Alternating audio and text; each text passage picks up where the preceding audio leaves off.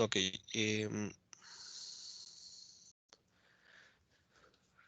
Aunque en realidad, creo que está diciendo lo de las fuentes, aunque en realidad pues solamente hay una fuente conectada, ¿no?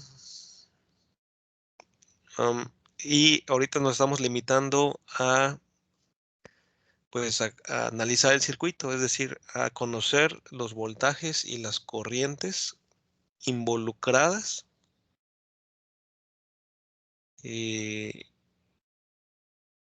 pues en cada uno de los elementos del circuito, ¿no? En este caso, como es tan sencillo el circuito, pues todas las corrientes y los voltajes del circuito mismo son las mismas del transistor. Ok, entonces, pues prácticamente nos estamos limitando a él, ¿no? Y la clase pasada planteamos el circuito ya redibujado y empezamos a plantear algunos parámetros, algunas de sus variables, que ya se pueden considerar como conocidas. Digo, con un voltaje de alimentación, suponiendo que estamos trabajando en la región activa, pues vamos a considerar que el voltaje base emisor es 0.7. Obviamente considerando que esta fuente pues es mayor de 0.7.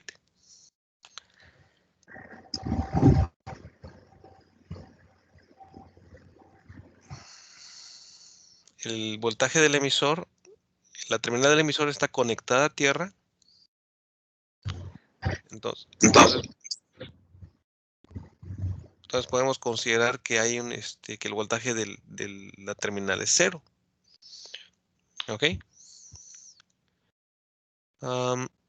Y con eso mismo, pues, digo, tengo los voltajes. Ay, creo que hay un micrófono abierto, ¿no? Está haciendo como eco. ¿Alguien quería comentar algo?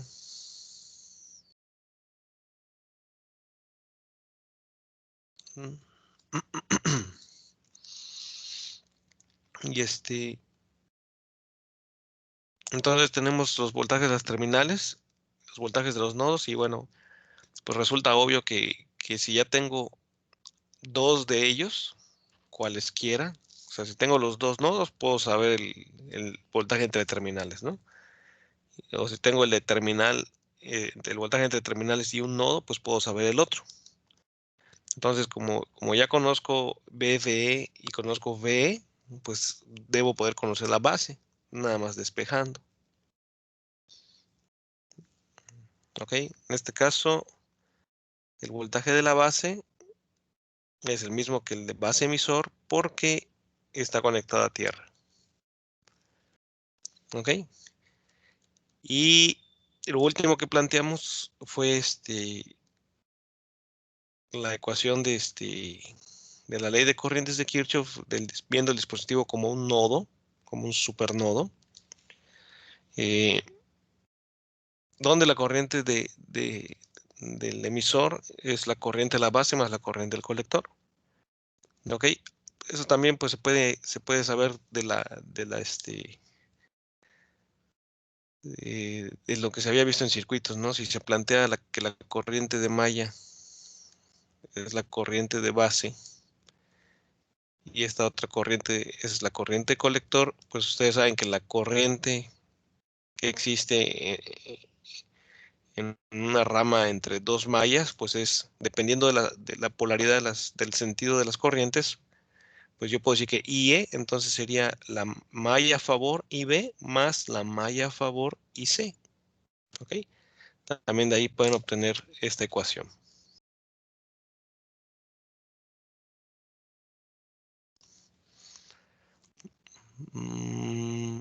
Y bueno, ya a partir de estos tres conocidos, pues los otros 6, porque son 9, 3 de terminales, 3 de nodos, 3 corrientes, pues no se pueden obtener de manera directa.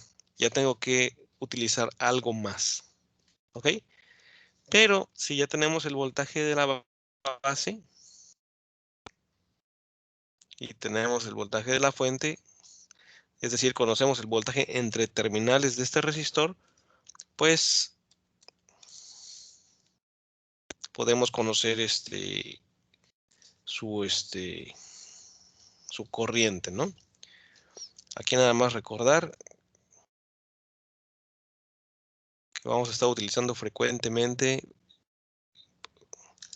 pues esta relación,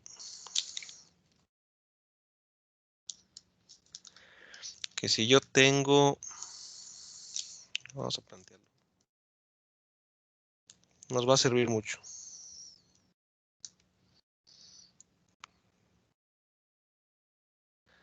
Nada más para recordar y dejarlo claro para todos. Si yo tengo un voltaje entre terminales, pues yo sé que es la resta de los nodos, ¿no?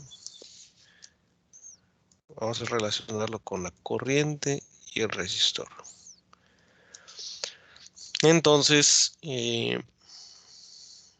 pues yo sé que por la ley de Ohm, el voltaje es la corriente por la resistencia.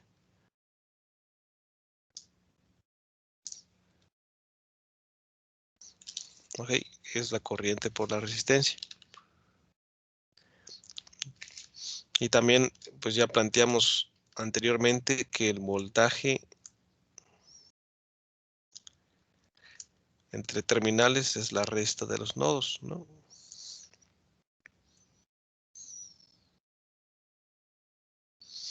Entonces, la corriente, pues es, si hago la sustitución, despejo la corriente sería el voltaje entre terminales sobre el resistor, que sería la resta de los nodos sobre el resistor.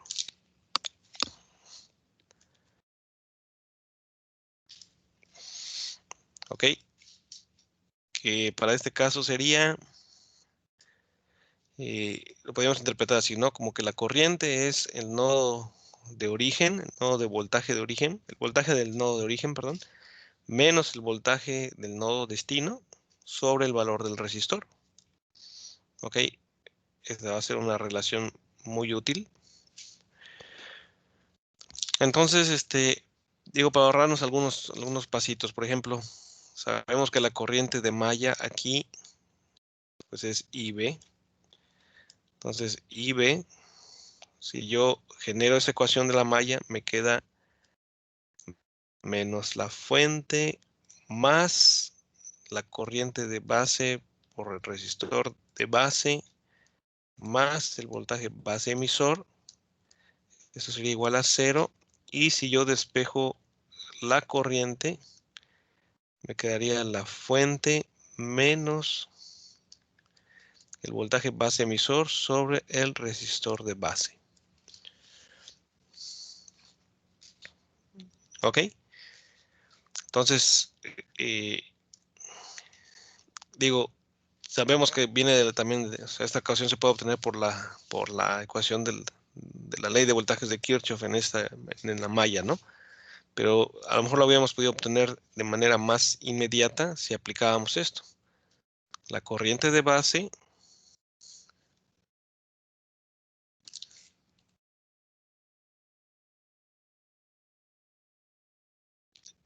a lo mejor me voy a desconectar un momentito, voy a cambiarme.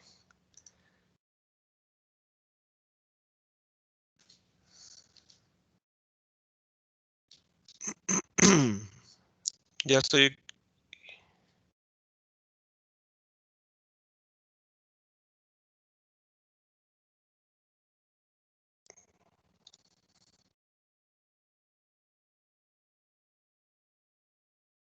A ver, nada más déjenme un momentito.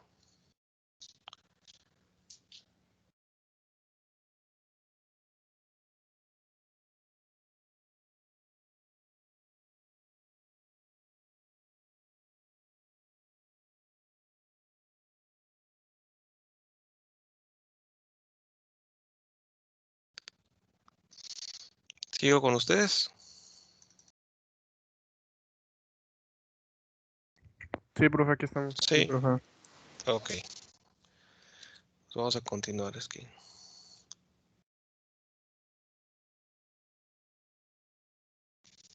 Ok.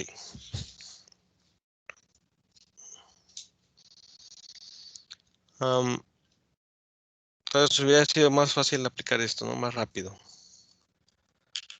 Vamos a hacer el ejemplo numérico. Digo, al mismo tiempo.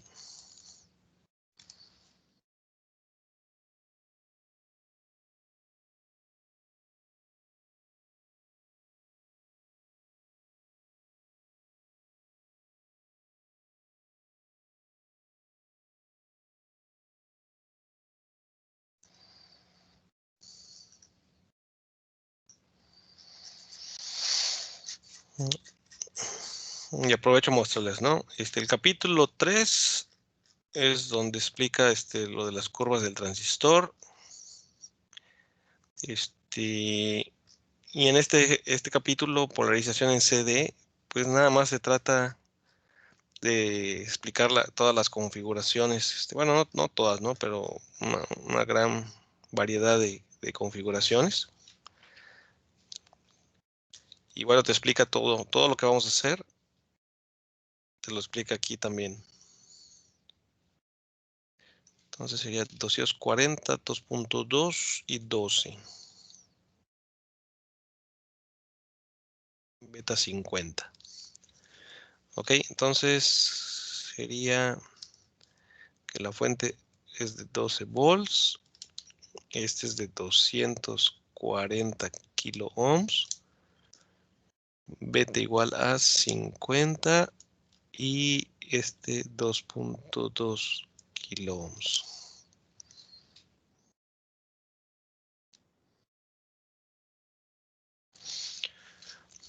Ok, entonces pues vamos a ir pues calculando, nada más para ir corroborando algunos datos importantes. Fíjense que los primeros tres no dependen más que de la configuración directa. Entonces, con 12 volts, pues cercioramos de que es posible tener los puntos 7, perfectamente posible, solo un diodo y un resistor. Entonces, todo lo demás hasta aquí va bien. Y vamos a hacer la sustitución entonces. Entonces sería 12 menos los puntos 7 de la caída del transistor sobre la resistencia de la base, que generalmente son resistencias altas. Entonces tenemos 240,000. 12 menos 0.7 sobre 240,000. ¿Cuánto les da?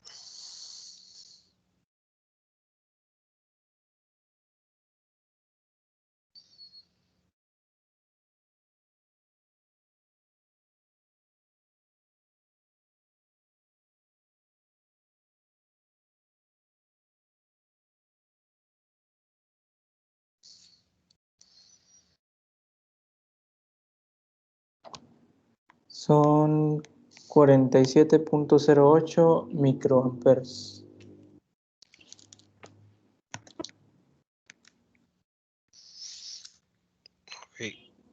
Ok, gracias. 47.08 microamperes y este sería nuestro valor calculado número 4. Ahí vamos. 3 voltajes, el cuarto. La corriente de base, y si analizamos la corriente de base, variables involucradas, tengo el voltaje de la base, ya está, voltaje base emisor ya está, voltaje emisor ya está, corriente de base ya está. De esta malla involucrados, quizás pues ya nada más nos quede la corriente del emisor. Y si analizamos la corriente del emisor, pues depende también de la corriente de colector. Entonces no la podemos obtener directamente. Y aquí tenemos que entonces pues hacer una consideración. ¿Ok? Para poder proseguir, tenemos que hacer una condición, una consideración. Tenemos que hacer la suposición de que estamos en la región activa. ¿Para qué vamos a hacer esta suposición? para tener acceso pues, a las otras dos condiciones de operación, fórmulas de operación que habíamos visto, que es que la corriente de colector sea beta veces la corriente de base, que también me daría acceso en conjunto con combinando esta ecuación, combinándola con esta otra. Sustituyo la corriente de colector y factorizo. Me daría acceso a que la corriente del emisor es beta más 1 veces IB.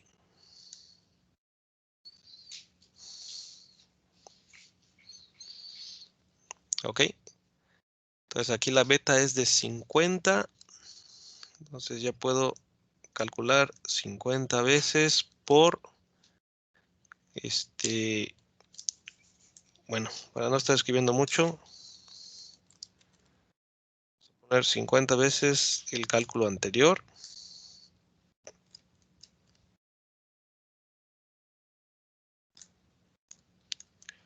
...51 veces el cálculo anterior. Y esto me daría...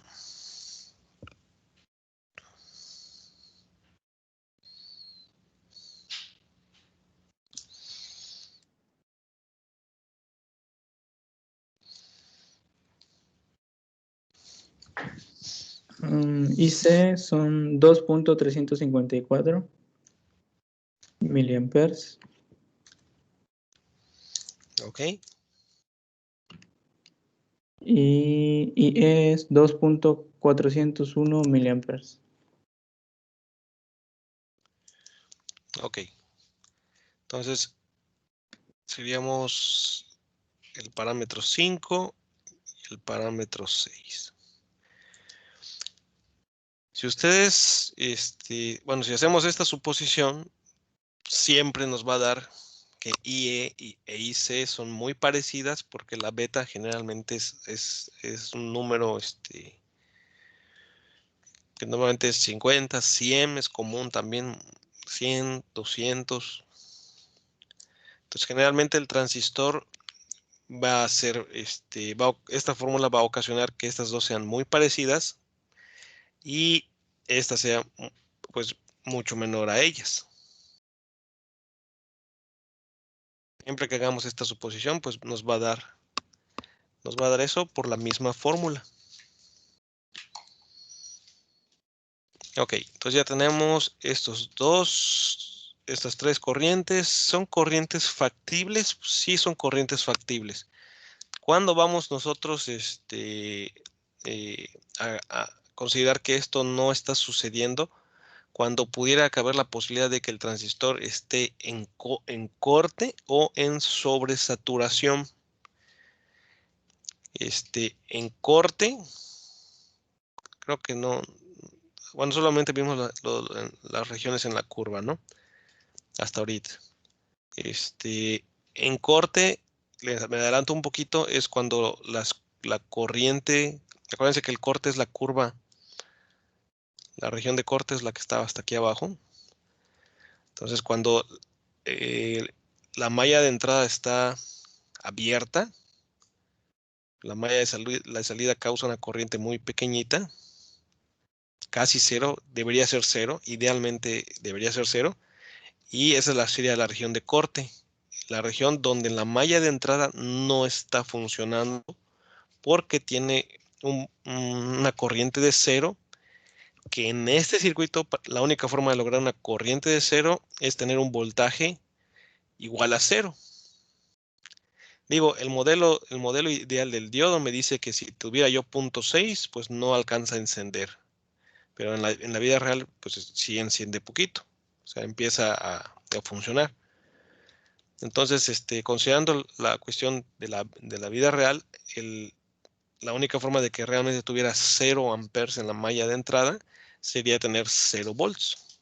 Y esa sería la región de corte. Es muy fácil de identificar la región de corte. No estamos en la región de corte porque hay corriente en la base. El otro extremo de la curva era la región de saturación. no estamos en la región de saturación. Perdón, la forma de verificar si estamos en la región de saturación es analizando los datos, a ver si encontramos algo inusual. Analizando los cálculos, a ver si encontramos algo inusual. Y por el momento, pues todo parece tener sentido. ¿Ok? ¿Cómo vamos a empezar a identificar? Pues vamos a estar haciendo bastantes ejercicios y varios de ellos van a estar en regiones diferentes. Entonces ya iremos identificando, ¿no? Ahorita estamos comenzando todavía. Este circuito sí está en la región activa. Y ahorita platicamos un poquito más de eso. Vamos a terminar los cálculos y regresamos a este punto. Ok, entonces tengo la corriente colector, tengo la corriente de emisor y con esto yo ya termino la malla de entrada, las variables involucradas en esta malla. Y para tener acceso a las que me faltan 3. Ya tengo 6 de las 9.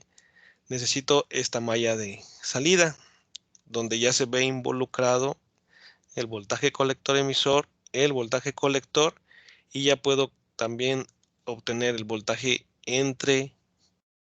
un voltaje que involucra los nodos de las dos mallas, ¿no? Generalmente como es la resta de estos voltajes de las dos mallas, generalmente es el último que se puede calcular.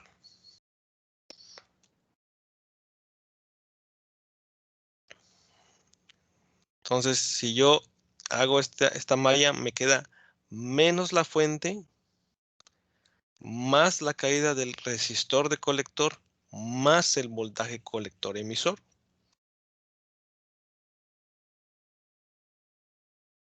Entonces vamos a hacer esto acá.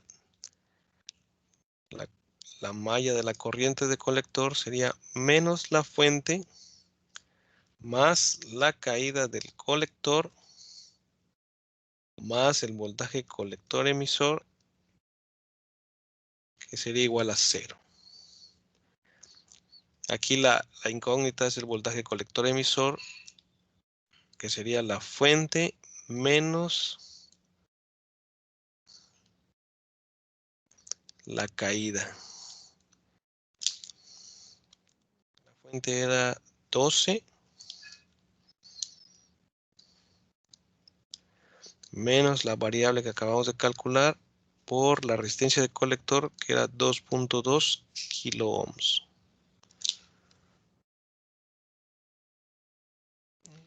Lo cual me daría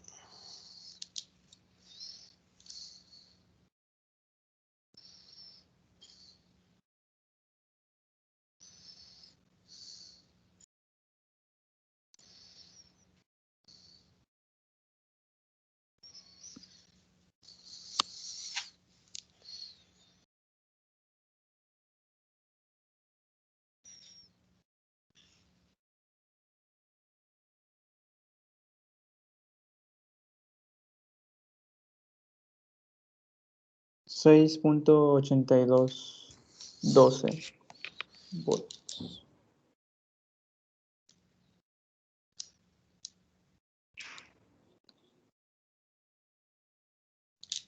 Ok.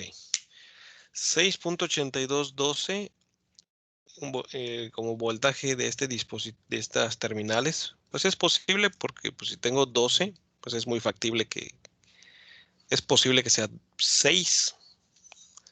Me espantaría si me diera 15 o me diera un voltaje negativo, ¿no? Entonces todo va bien. Se los digo porque más adelante va a haber casos donde van a ver que nos va a arrojar un voltaje negativo porque estamos haciendo la posición de que está en la región activa. Y ya veremos cómo corregirlo, ¿no? Entonces tengo el voltaje colector emisor y los últimos voltajes son el colector y la base colector. Y ya teníamos el voltaje del emisor que habíamos visto que es el 0 porque está en tierra. Entonces de nueva cuenta ya lo puedo solucionar porque tengo el colector emisor y el emisor.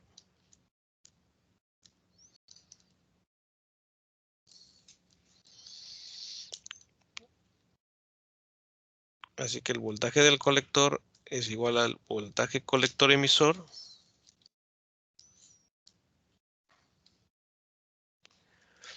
que es igual a 6.8212. De nueva cuenta, pues ustedes ya saben igual que si yo tengo una fuente y yo tengo elementos, hablando de voltajes de nodos, cada uno de los nodos debe ir marcando un voltaje cada vez menor. De ir del extremo, del voltaje del extremo al voltaje del otro extremo, debe haber caídas. ¿Ok? No podría arrojarme aquí un voltaje de 9 volts que fuera mayor, porque eso sería una imposibilidad física. A menos que este elemento fuera una fuente, es la única posibilidad. Pero si estamos hablando de resistores, no debería haber posibilidad de que un voltaje de nodo sobrepasara a un voltaje de nodo superior, a un nodo, al voltaje de un nodo superior. Ok, entonces es perfectamente factible, 6.8212, y con esto ya puedo obtener el voltaje base colector, que sería el voltaje de la base menos el colector, donde la base pues era ¿cuánto habíamos calculado? 0.7, ¿no? 0.7 menos el voltaje del colector de arriba, que sería menos 6.1212. Entonces este sería el 8.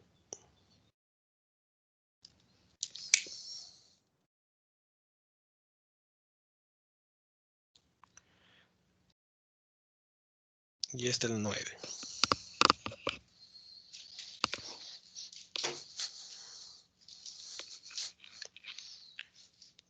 Ok, entonces pues aquí está el mismo ejercicio, ¿no? 6.13. Ahí se va.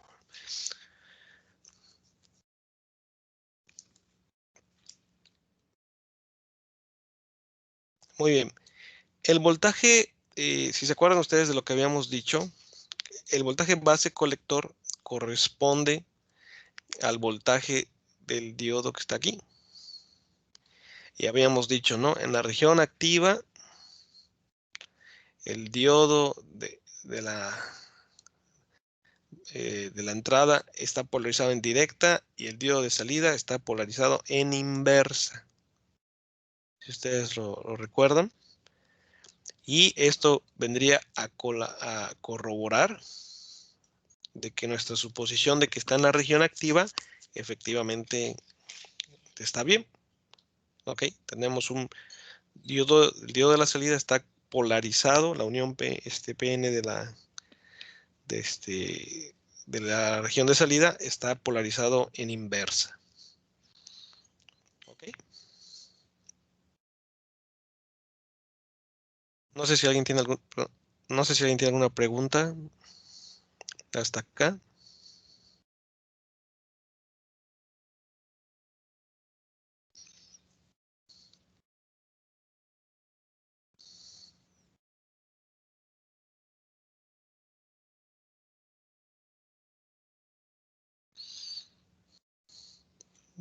¿Todo bien?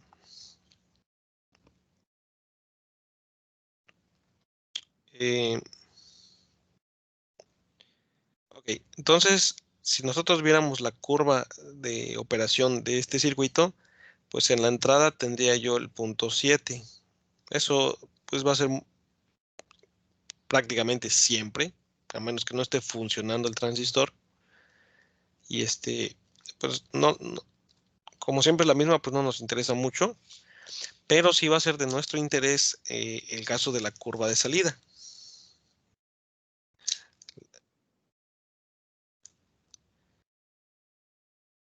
Entonces teníamos una gráfica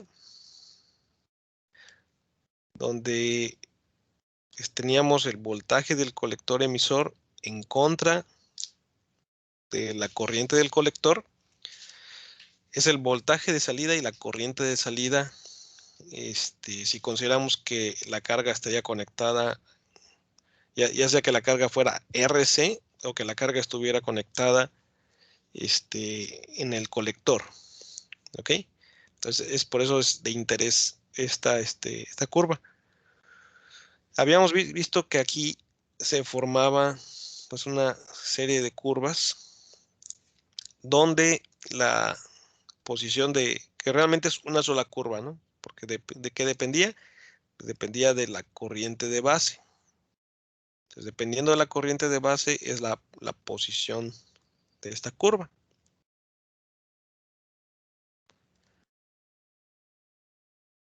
Entonces, en nuestro caso, pues vamos a dibujar una curva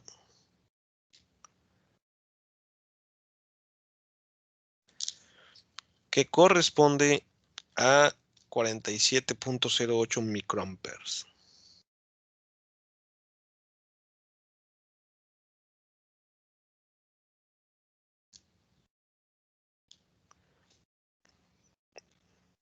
¿Ok?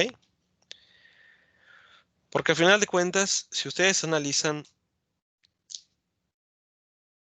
después de todo, el circuito, considerando las variables involucradas en esa gráfica, el circuito solo tiene un voltaje colector emisor y solo tiene una corriente de colector. Como es DC, no está variando. O sea, significa que a final de cuentas, en toda esta gráfica, solo está trabajando ni siquiera en una curva. O sea, de todas las curvas dijimos, pues es solo una. Pero ni siquiera eso. Está trabajando en un solo punto.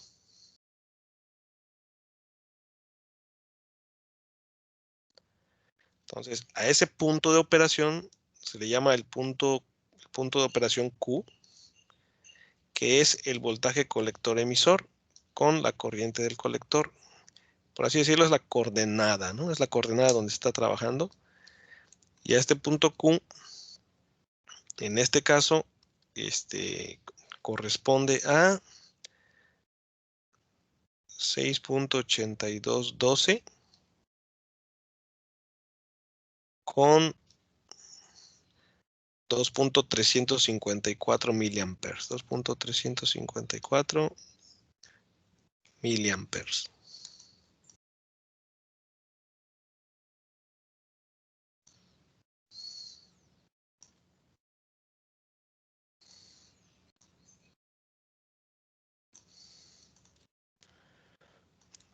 Ok, entonces, obviamente, este punto tendría que estar sobre la curva de la corriente de base. Entonces vamos a suponer que está por aquí.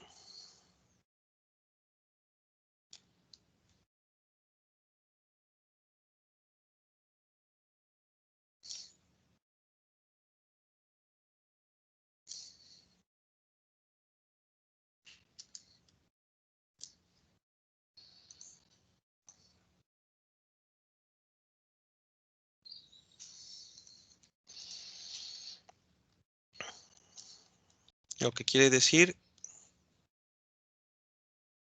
que aquí tendríamos 6.82 y aquí tendríamos 2.35.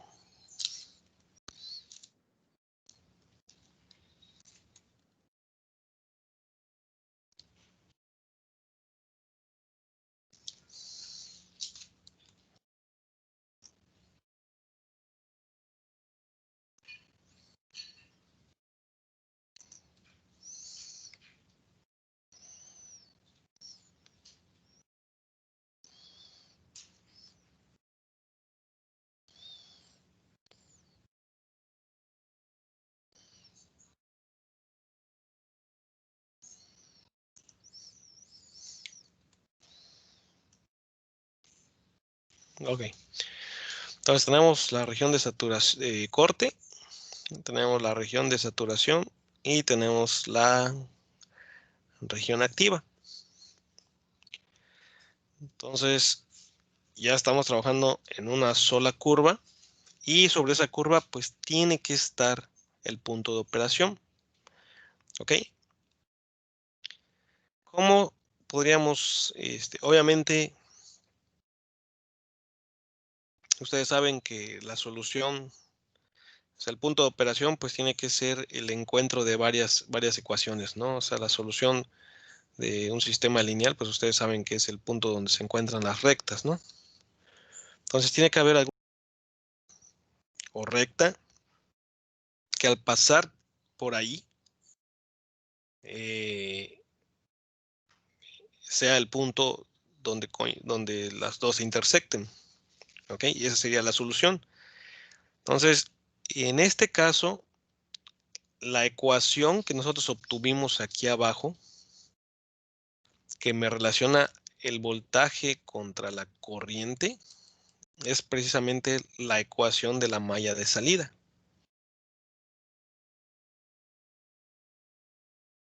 ¿Ok? Entonces, vamos a plantear esa ecuación acá. La ecuación me dice que la corriente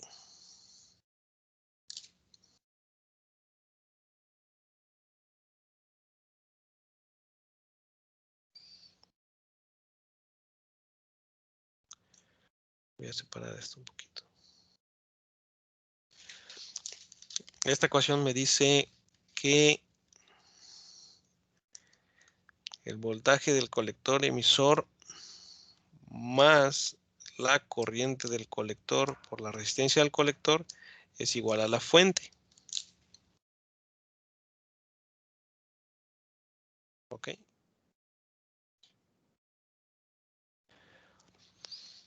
Pues estamos nosotros pues ante la ecuación de una recta, ¿no? Porque todos son constantes con excepción de el eje, la variable del eje vertical y la variable del eje horizontal. Entonces, si yo despejo, pues me va a quedar y es igual a mx más b. Es la ecuación de una recta. ¿Ok? De hecho, si lo ponemos de la forma que de y es igual a mx más b, quedaría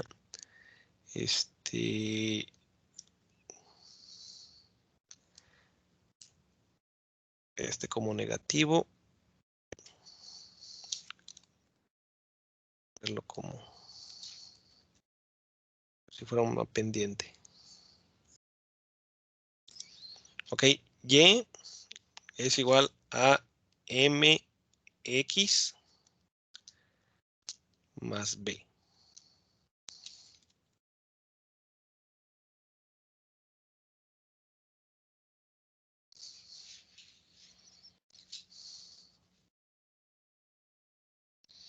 Ok, tenemos una pendiente negativa, así que tenemos una recta de esta forma.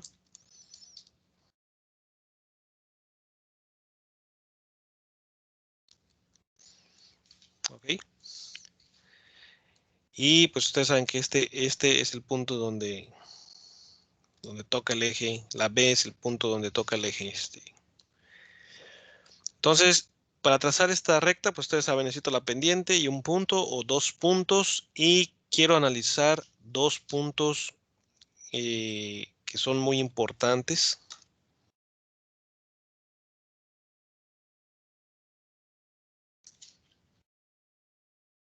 Quiero analizar dos puntos que son muy importantes. Me interesa en particular los dos puntos que son extremos en la curva, en la recta. ¿Ok? Me interesan esos dos puntos, saber dónde están. Como son los extremos o los puntos donde se intersectan con los ejes, pues ya saben, ¿no? Si yo quiero este punto, es el punto donde la corriente del colector es 0. Y si yo quiero este punto de acá, es el punto donde el voltaje colector emisor es 0. ¿Ok? Entonces, vamos a plantearlo primero. El punto de abajo es si la corriente del colector es igual a 0, entonces el voltaje colector emisor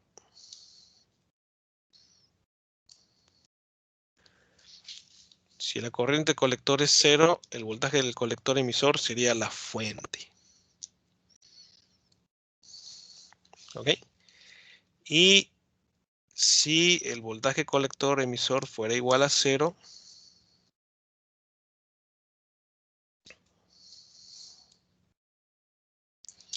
entonces la corriente de colector sería VCC sobre RC. Que para nuestro ejemplo, este sería 12 volts. ¿Y este cuánto daría? Sería 12 volts sobre 2.2 kilos.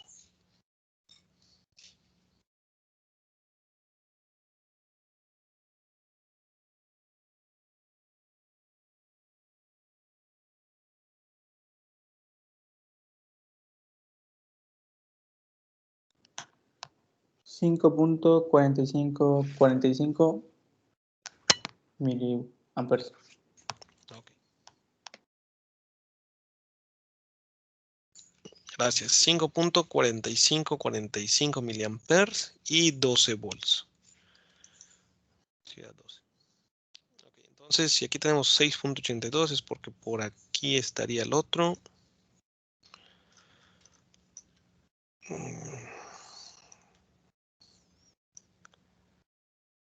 Si este fuera 12, vamos a, aunque no esté muy a escala, vamos a plantearlo así, porque si no, tendría que redibujarlo.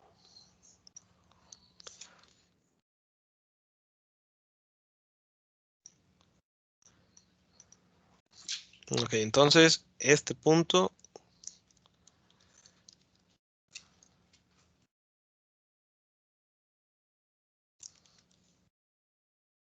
sería los 12 volts aprox, y este punto sería el 5.5 miliamperes, ¿no?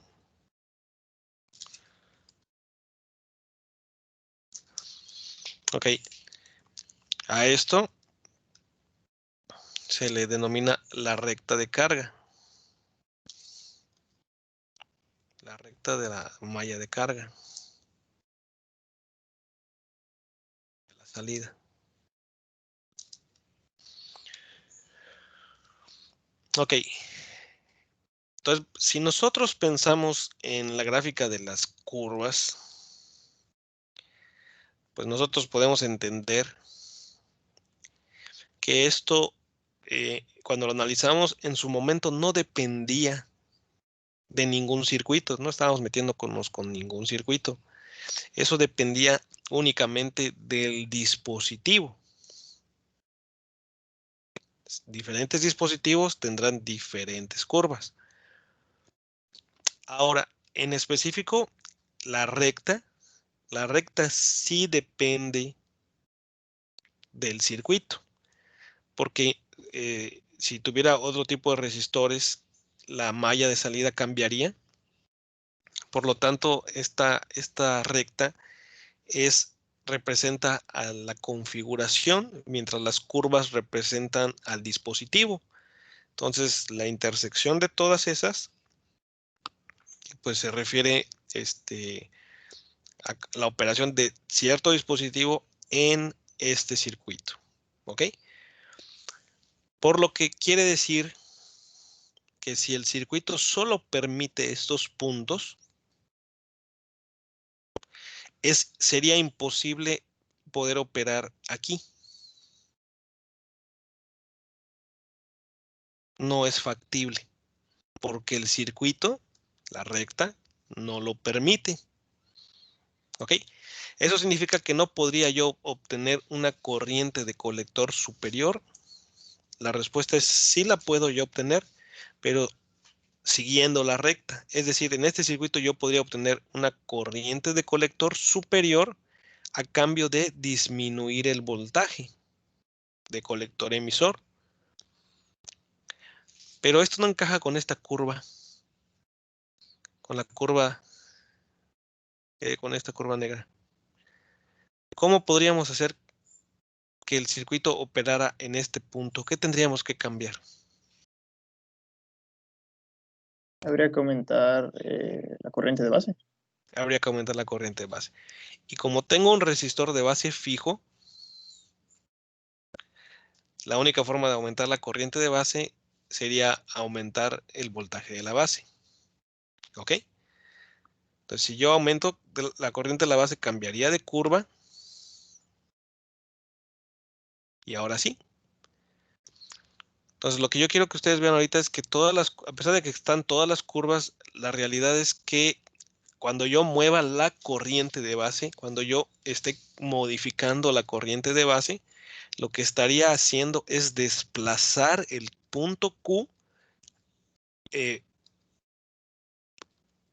sobre la recta. ¿Ok? Si yo no viera las curvas y solo pudiera ver el punto Q, si yo muevo la IB, lo que yo vería es el desplazamiento del punto Q a través de los diferentes puntos de la recta. ¿Ok? Ahora,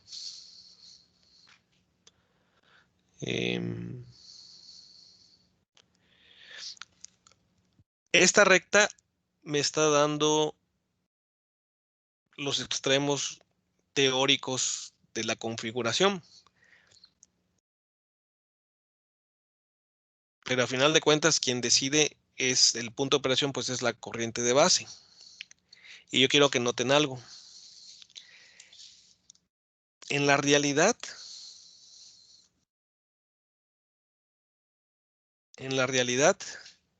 las curvas me indican que no es posible tocar el eje vertical. Ok, si aquí está la curva, las curvas me indican que no va a ser posible en la realidad. Aquí está les indico, no, está un poquito exagerado también. Luego en las curvas exageran un poquito las proporciones para que quede claro. Esta línea más o menos está como en los 0.3 volts, 0.2 volts. Entonces estaría mucho más corta. Pero aún así, las curvas no permiten que se toque el eje vertical. Eso quiere decir que en realidad el voltaje colector emisor no podría llegar a ser 0. Y por otro lado, en el otro extremo de la recta, tampoco podría yo llegar a los 0 amperes, porque aunque yo tuviera 0 microamperes en la corriente de base, nosotros vimos que debido a la corriente en inversa de la salida, nosotros obtendríamos una corriente mínima. ¿Ok? Sería imposible obtener una corriente de colector 0 debido a una corriente de base 0. ¿Ok? Entonces, solo para que ustedes consideren eso. También ustedes saben que esta curva está súper exagerada porque la corriente en inversa cuando este está abierto es la corriente en inversa de este diodo. Pues, ustedes saben que también es sumamente pequeña. Entonces realmente sí están muy pegadas a los ejes, pero no están pegados. No están encima de los ejes. ¿Ok?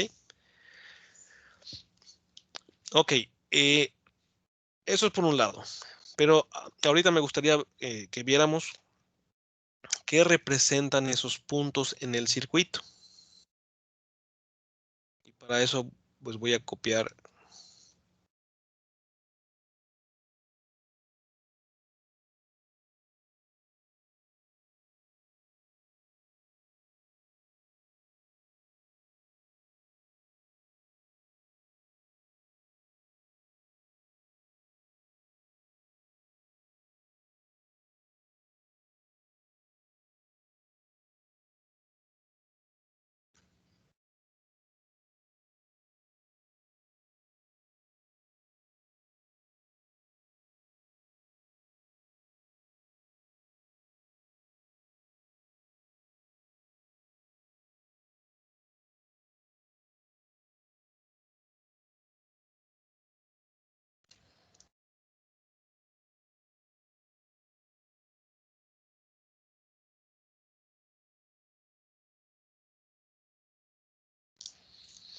Ok.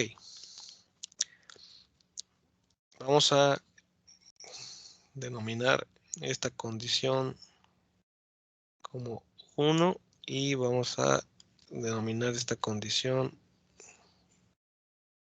como la condición 2 y vamos a analizar la condición 1.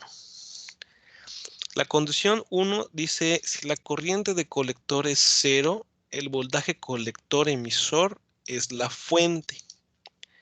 Ok, esto equivale a lo siguiente. Creo que sí voy a borrar los parámetros que nos des.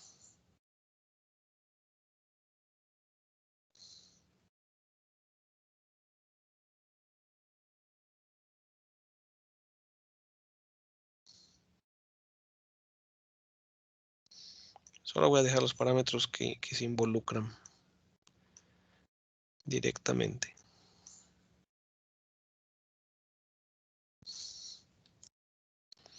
La corriente de colector y el voltaje colector emisor.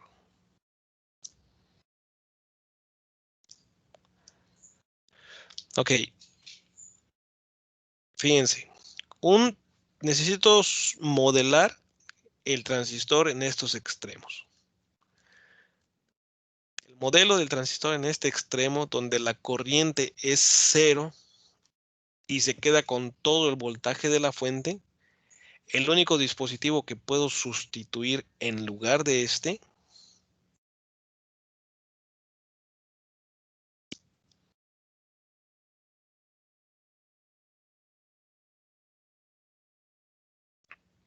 es un circuito abierto. De hecho,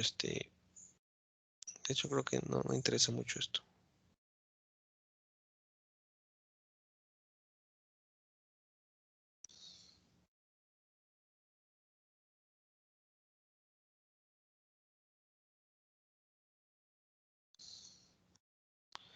Ok. Si yo sustituyo el transistor por un circuito abierto, obtengo precisamente esas condiciones. Obtengo una corriente de colector igual a 0 y un voltaje colector emisor igual a la fuente. ¿Ok? Entonces el transistor en esta configuración se está comportando como un circuito abierto. Lo cual quiere decir que en la región de corte, esta sería la región de corte del transistor o la condición de corte del transistor, el transistor se está comportando como un circuito abierto.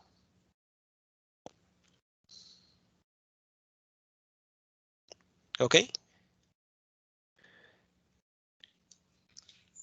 Y me gustaría, bueno, ¿cuál es la potencia? ¿Cuál es la potencia del dispositivo? ¿Se acuerdan cuando vimos lo de las potencias? Que es voltaje colector emisor por corriente de colector. Entonces, la potencia en esta posición, ¿cuánto es?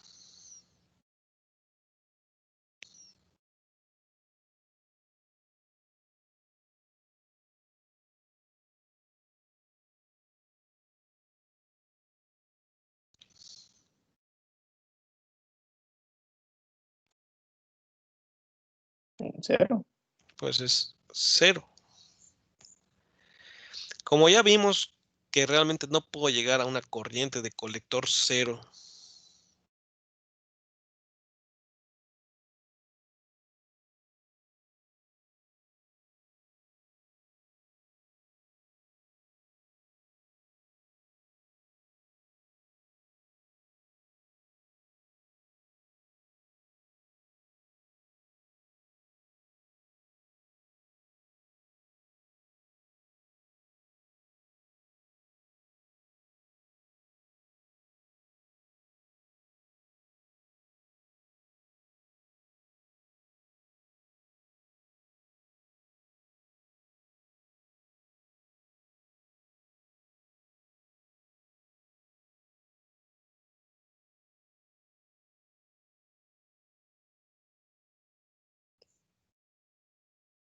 Creo que ya regresé.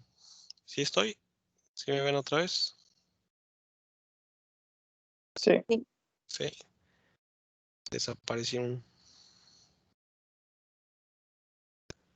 momento.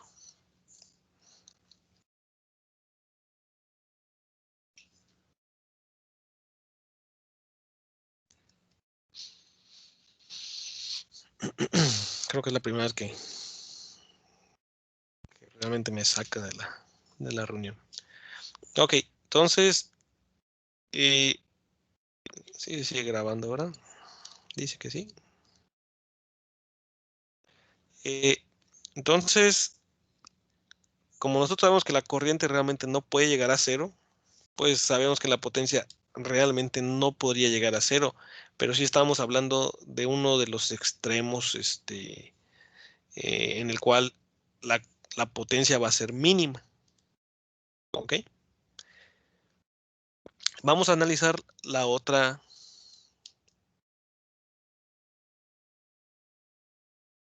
El otro extremo de la recta, que en este extremo de la recta sabemos que está en la zona de saturación.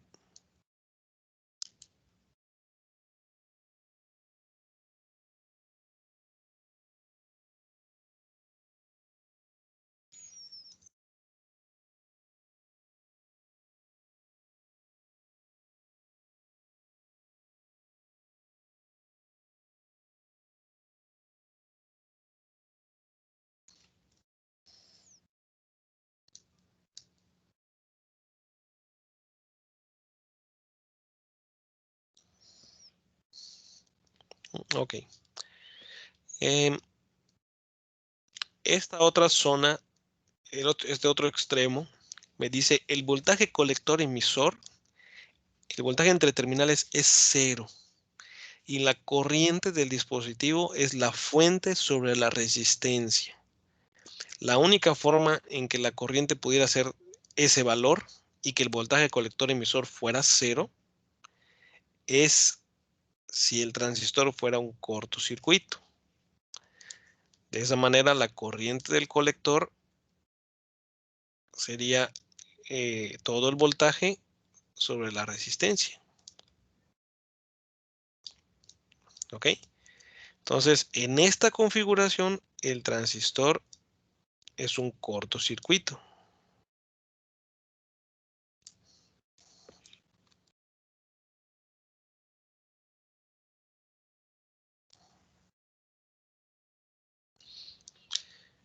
Y la potencia del dispositivo también tiende a 0. ¿Ok? Y nosotros sabemos que el voltaje colector emisor realmente no puede llegar a 0.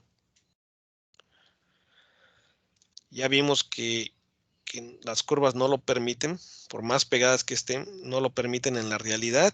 Y a ese voltaje, ese pequeño voltaje de separación, le llamamos el voltaje colector emisor en saturación. Y a la corriente de colector máxima, normalmente le llamamos la corriente de colector en saturación. ¿Ok? Entonces, los extremos de la recta, el transistor se comporta bajo estas, presenta este comportamiento, circuito abierto, cortocircuito. Creo que todos han escuchado que los transistores pueden operar como interruptores. Entonces, cuando se quiere operar un transistor como interruptor, como un switch electrónico, pues simplemente hay que operarlo en las curvas, hay que operarlo en los extremos de la recta. ¿Ok? También todos han escuchado que los sistemas digitales, los procesadores, trabajan con unos y ceros y que esos son transistores, switcheando. ¿Ok? Entonces, es trabajar los transistores en esta configuración. ¿Ok? Aún sean otro tipo de transistores, el principio de que en sus extremos son switches sigue siendo válido. Y pues sabemos que si los transistores fueran ideal, podríamos tener supercomputadoras en el sentido de que podrían tener una excesiva funcionalidad y muchísimo hardware interno. De por sí lo tienen, pero podríamos tener muchísimo más porque no disiparían calor. Pero la realidad es que como no llegan a una potencia cero, la realidad es que todos aunque sean miles de transistores, pues todas esas pequeñas potencias se van sumando, y a final de cuentas, pues se forma algo considerable y pues los procesadores tienen que tener su disipador, etcétera, etcétera, ¿no? Y lo mismo pasa en la electrónica de potencia, ¿no? En los inversores, tenemos transistores switcheando. Idealmente, no generarían calor porque no disiparían potencia, pero pues ya vieron que la realidad es que no se puede alcanzar por el hecho de que no son ideales, pues tienen que disipar cierta potencia.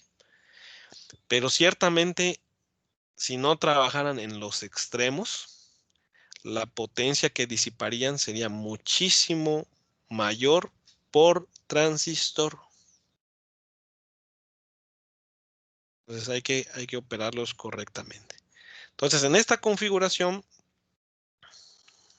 tenemos entonces el corte, la saturación y efectivamente estamos trabajando en la región activa.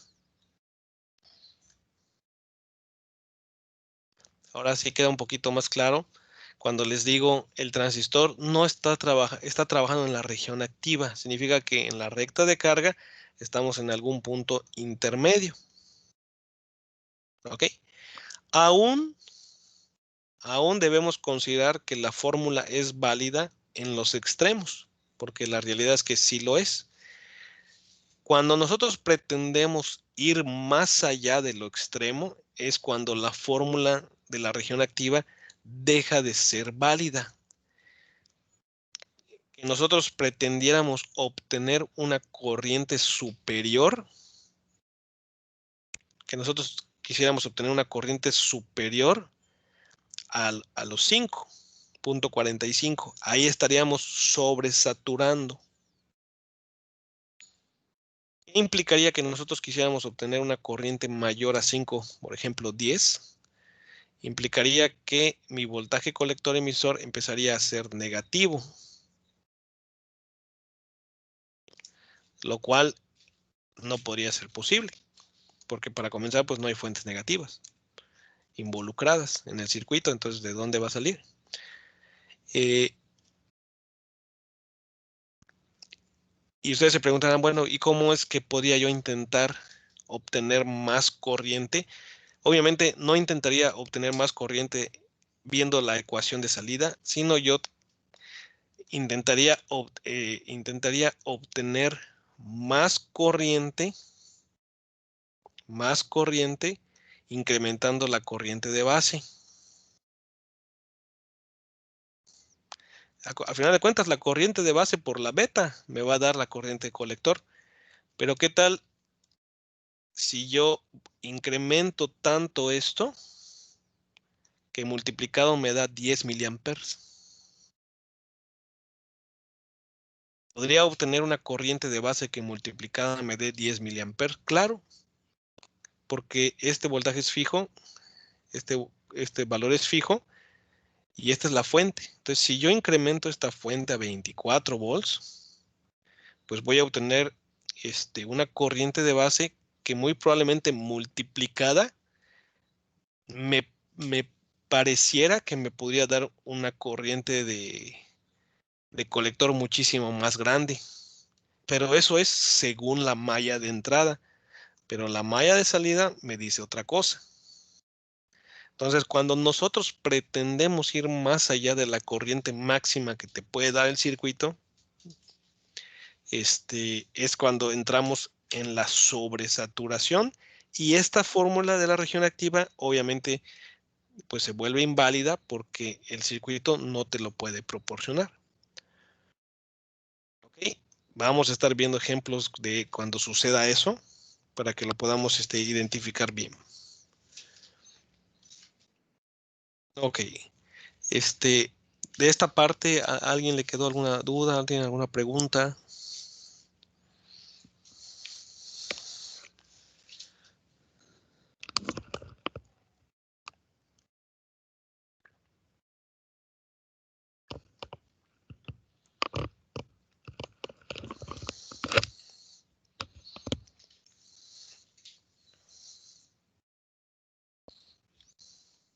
¿Todo bien?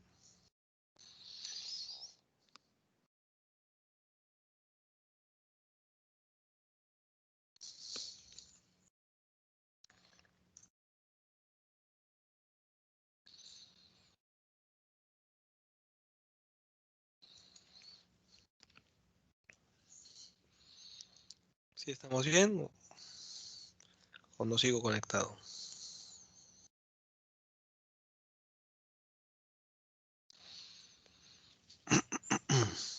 Bueno.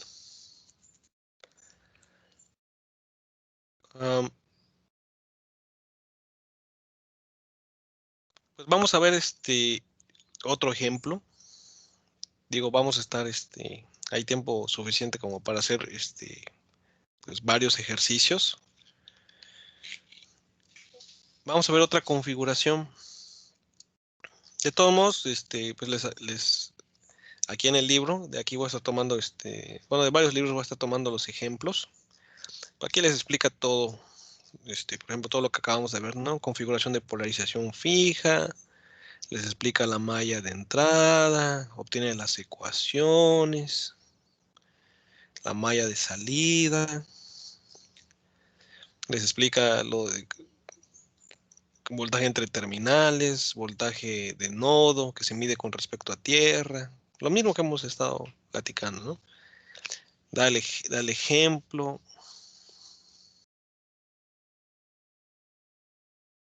Luego les explica lo de la saturación, lo del punto Q, que sería un cortocircuito. Obtiene la corriente máxima, la recta de carga. Todo lo que acabamos de ver, aquí está.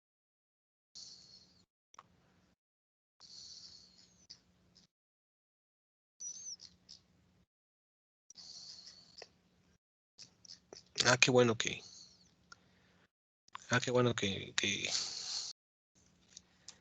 lo tengo aquí.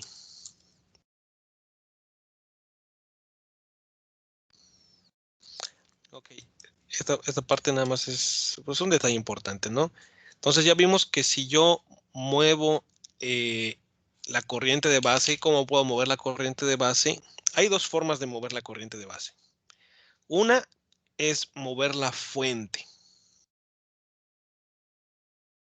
Si yo muevo la fuente, muevo la corriente de base. Eso sí, eso va a suceder.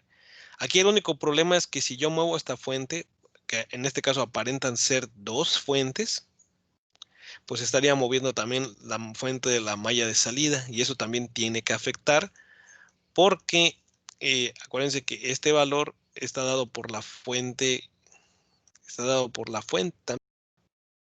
Entonces no es tan fácil.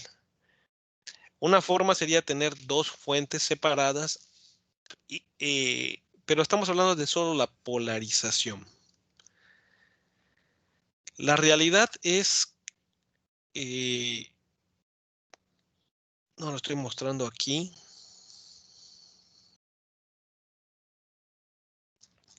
Por ejemplo, el libro cuando plantea este circuito lo plantea de esta manera.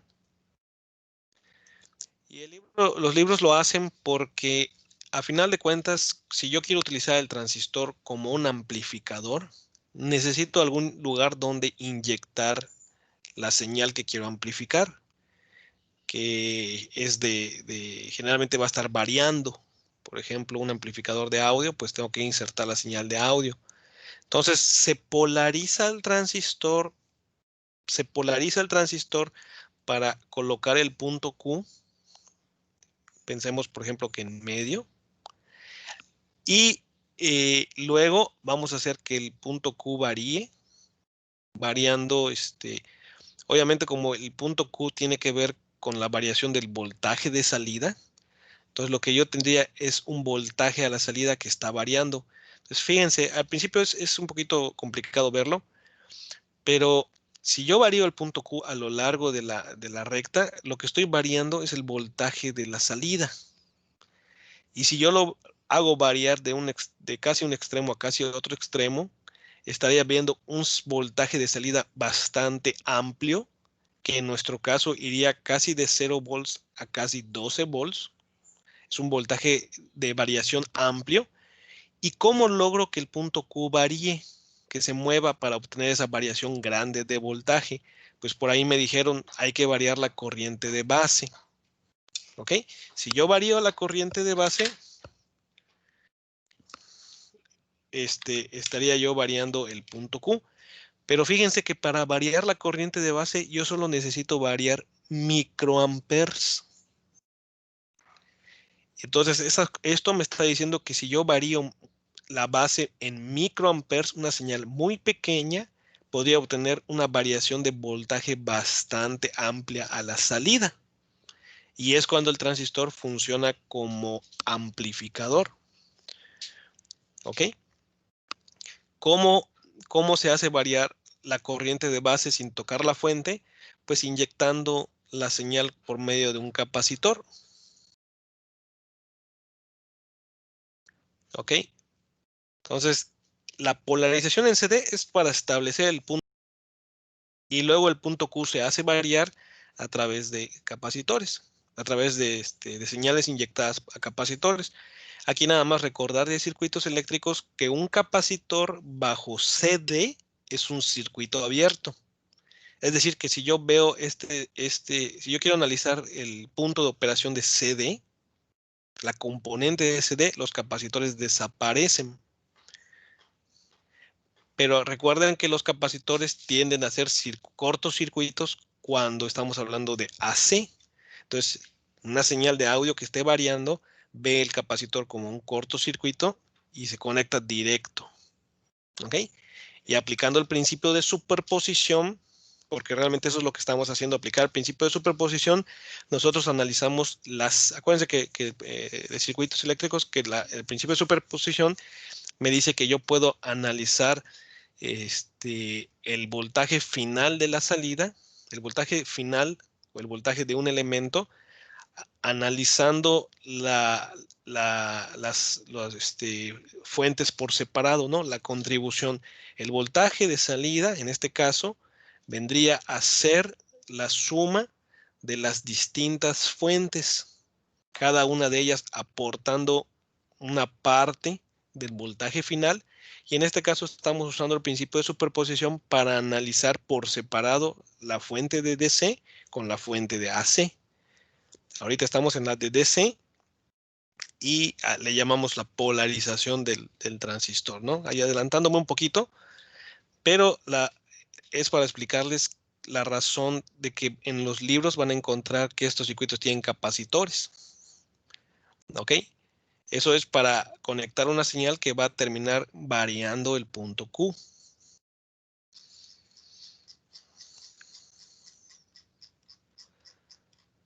Ok. Entonces, yo puedo hacer variar el punto Q variando la IB. Aquí nada más es mostrarles, ¿no? Si yo varío la resistencia del colector, lo que estaría variando es la pendiente, porque este punto se queda fijo. Estaría yo variando la pendiente. Lo cual, según las curvas del dispositivo, me va a permitir ubicarla en un lugar apropiado. ¿Ok? Pero por otro lado, si yo varío la fuente, que es lo que les decía, cuando yo varío la fuente, estaría yo variando simultáneamente o sea, no estaría yo variando la pendiente. lo que estaría yo variando es ahora sí que la distancia de estos puntos. Porque este punto pues es la fuente y este punto pues es también proporcional a la fuente. Entonces, si yo voy incrementando el voltaje, lo que yo estaría viendo estaría yo desplazando la curva, la recta, de manera paralela, ¿no? Y esto es importante porque, por esto, ¿no? Dependiendo de, quisiéramos el punto Q, pues no podemos poner cualquier resistor. Ahí se fue. No podría yo poner, vamos a suponer que es una recta, ¿no? No podría yo poner cualquier resistor, ya sea que primero la ubique, o si yo tengo una fuente muy alta, pues variando el resistor puedo hacer que pase muy cerca. Ahí se fue. Entonces tengo que saber ubicar la recta de carga considerando los aspectos de la potencia también, ¿no? Hay que tenerlo presente.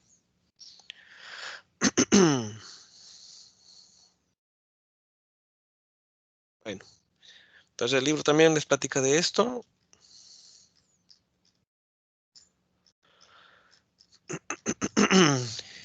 Y pues vamos a analizar otra configuración.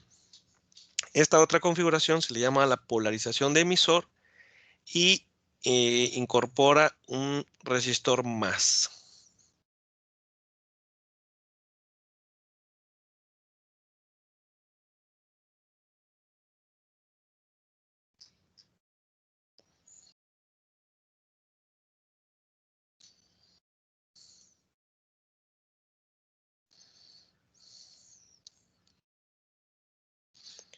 Vamos a ver hasta dónde llegamos.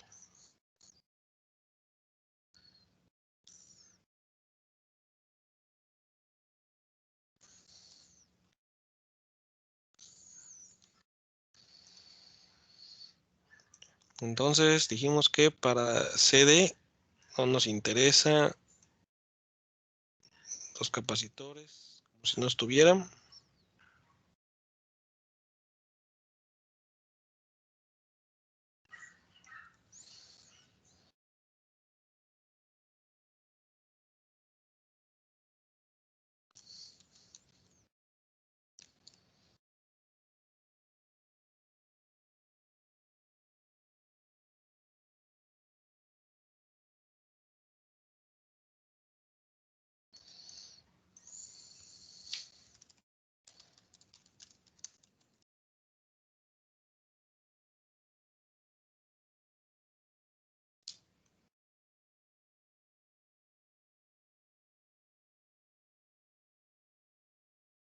Ok, vamos a analizar esta polarización de emisor. Y vamos a tratar vamos a ver a dónde llegamos, ¿no? Ya por la hora. Entonces tengo la venta. Me interesa, tengo la fuente. Tengo el resistor de colector. Tengo el resistor de la base. Tengo un resistor nuevo en el emisor. Se involucra la corriente de emisor. La corriente de colector. La corriente de la base. Me interesa también el voltaje de la base, el voltaje del emisor, el voltaje del colector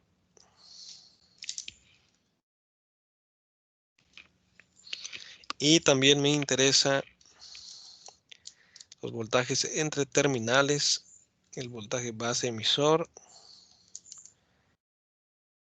el voltaje colector emisor y el voltaje base colector. Ok, al tener 20 volts de nueva cuenta, podemos hacer la suposición correcta de que el voltaje de base emisor es aproximadamente 0.7.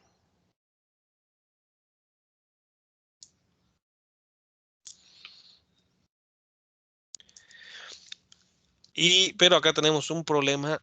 Tenemos el problema de que el voltaje del emisor no está a tierra. Y como no está a tierra, no podemos obtener los otros dos voltajes que obteníamos la vez pasada.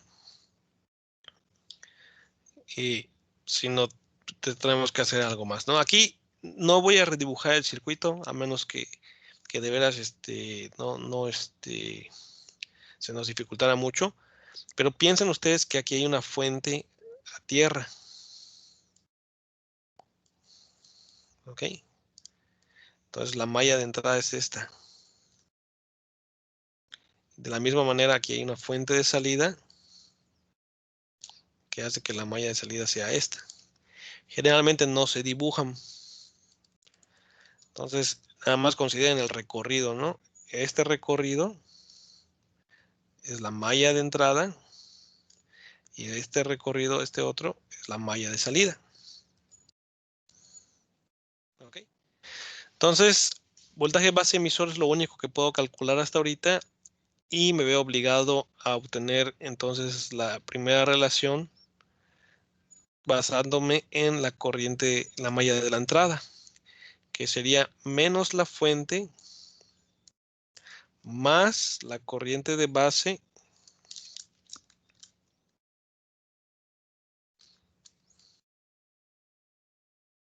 por el resistor de base más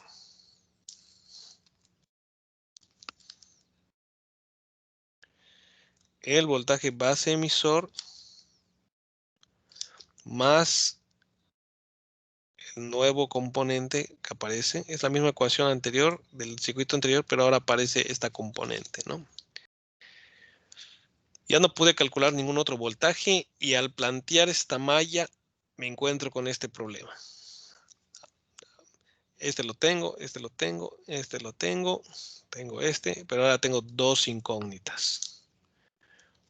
¿Ok?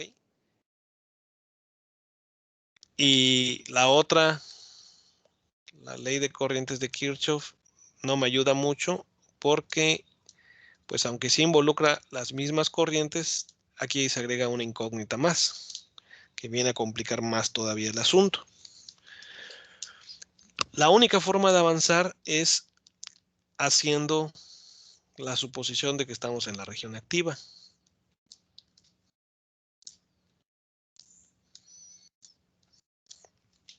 Porque en esta suposición yo ya puedo sustituir IE. En la región activa, la corriente de emisor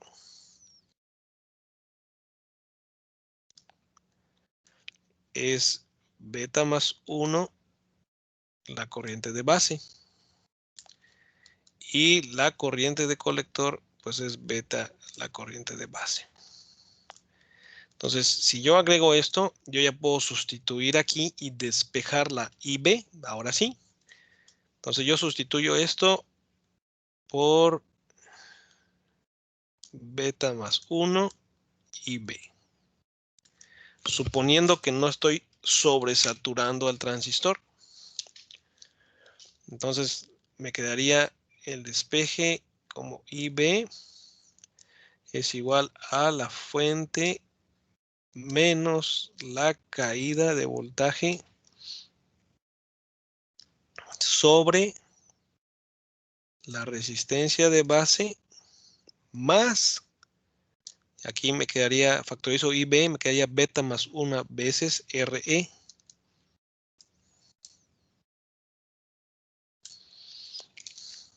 ¿Ok? Vean esto interesante, porque esto de acá lo que me está diciendo que la malla de entrada percibe a una fuente localizada en el emisor, la percibe como beta veces más grande. ¿Ok? Eso sí, eso toma relevancia en configuraciones más adelante. Más relevancia ahorita.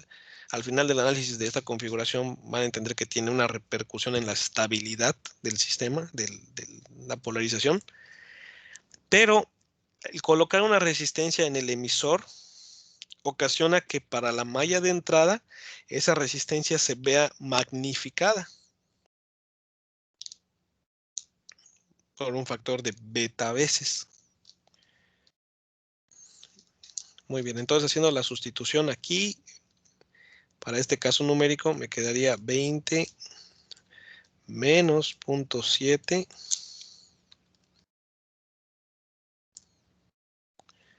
sobre la resistencia de la base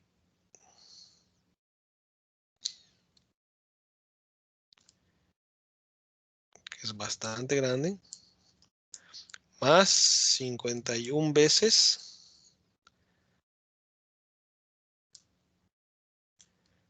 1 kilo ohm.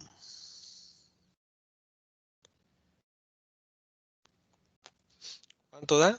19.3 entre 481 kilos.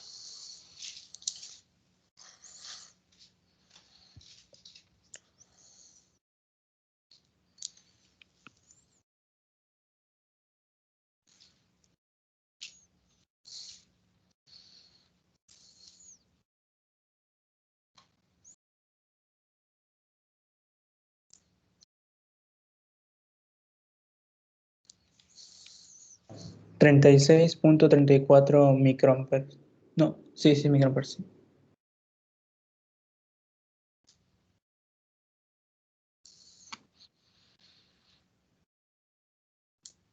Ok, 36.34 microamperes. Y este sería mi valor número 2.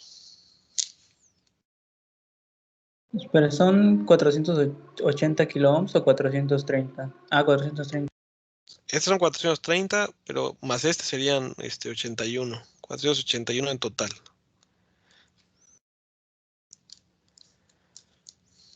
¿Sí está bien la corriente o...?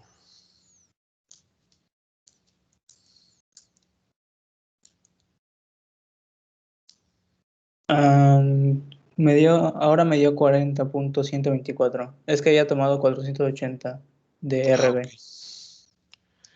Entonces, 40.124.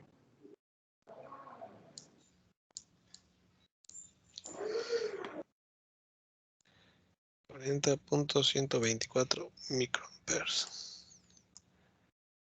Ok. Si alguien le da algo diferente, me avisa, ¿no? 40.124 microamperes sería entonces mi parámetro 2. Y de aquí podemos obtener, como ya estamos suponiendo que estamos en la región activa, pues ya podemos obtener estos dos valores, ¿no? De todos modos, ya se hizo la suposición.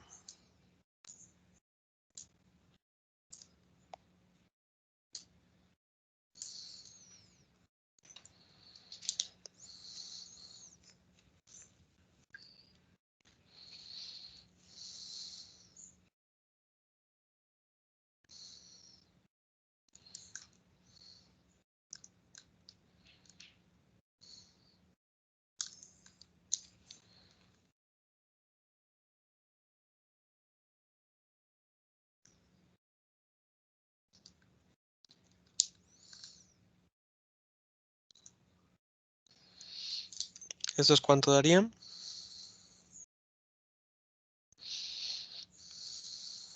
Como 2.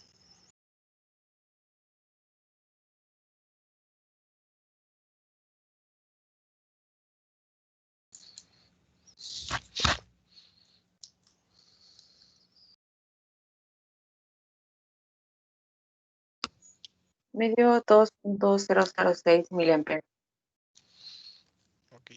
2.006 miliamperes. La corriente de colector y la corriente del emisor.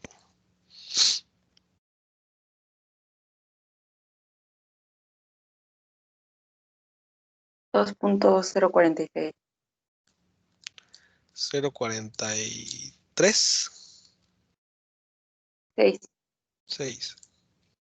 Ok. Gracias. Tenemos entonces aquí el parámetro 3 y el parámetro 4.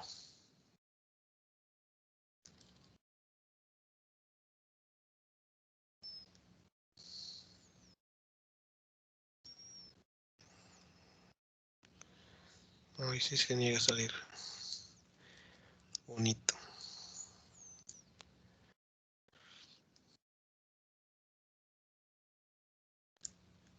Ok. Y si analizamos la malla de entrada, terminamos con la malla de entrada. Involucra IB, voltaje base, IE, ya las tengo. Me falta el voltaje base. Tengo el base emisor y mi emisor. Entonces, el voltaje base y el voltaje de emisor están involucrados en la malla de entrada. Este resistor está a tierra, por lo tanto, su voltaje de nodo es igual al del elemento, por lo que ya puedo calcular el voltaje del emisor, que el voltaje del emisor sería entonces IE por RE, que en este caso sería 1 kilo ohm por IE, ¿no? Que sería entonces 2.046 volts.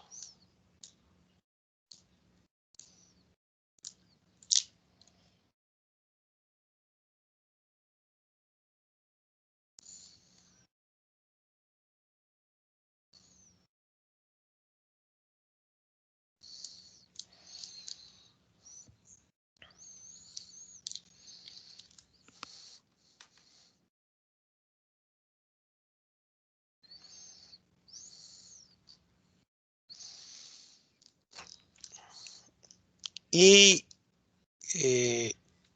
pues ya el último que quedaría, con esto terminaríamos hoy, pues si ya tengo el emisor y tengo el base emisor, pues tengo acceso a calcular el de la base, ¿no? El voltaje base emisor sería voltaje de base menos voltaje de emisor, así que despejando, significa que el voltaje de la base es la caída del emisor más el voltaje del emisor, ¿no? De sus componentes. En este caso sería 0.7 más 2.046.